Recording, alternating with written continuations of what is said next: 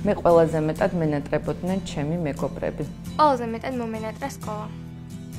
ყველაზე მეტად მომენატრა მაღაზიებში გასვლა. ეზოში თამაში მომენატრა.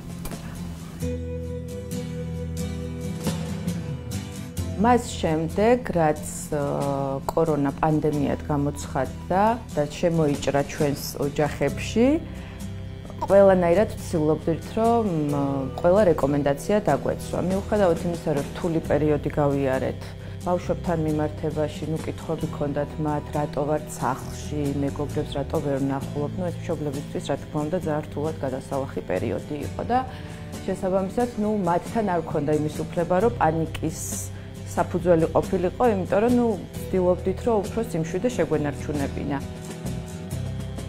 სახლში ყოფნის პერიოდში მაქსიმალურად ვცდილობდით, რომ მთელი ოჯახი ჩართულიყავით აი ამ ალტერნატიული გართობის საშუალებებით.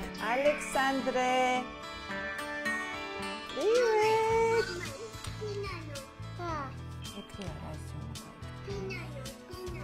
სხვადასხვა ასაკობრივი კატეგორიის ბავშვები გვყავს სახლში. ეზოში წავიდი.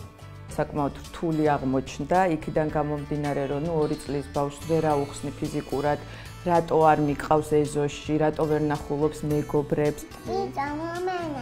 მას შემდეგ, ესე იგი, რაც ეს რეგულაციებიც მოიხსნა, ჩვენც ეტაპობრივად სიმშვიდეს ვინარჩუნებთ. ნელ-ნელა ვთქვათ, შეგვიძლია, რომ უკვე გარეთაც გავიდეთ. ყველაზე მეტად რაც ენატრებათ მაღაზიებში გასართობის საშუალებებით, სათამაშოებით, მოვიმარაგოთ, ასე ვთქვათ. მოდი. მომეც ხელები. მოდი.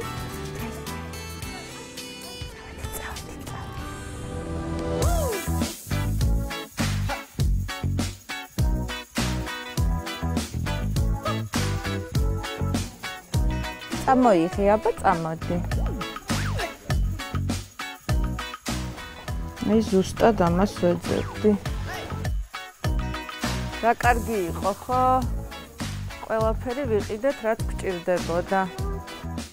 კმაყოფილები ხართ დღევანდელი გამოსვლით? მადლობა. ეს შენ. წავედით. მადლობა. ყველაზე ბედნიერი წუთები აქვთ მათ ერთმანეთთან შეხვედრა და აი ამ ყველაფერს ნელ-ნელა ვეჩვევით, ვეგუებით და უკვე ვსწავლობთ კორონასთან ერთად ცხოვრებას.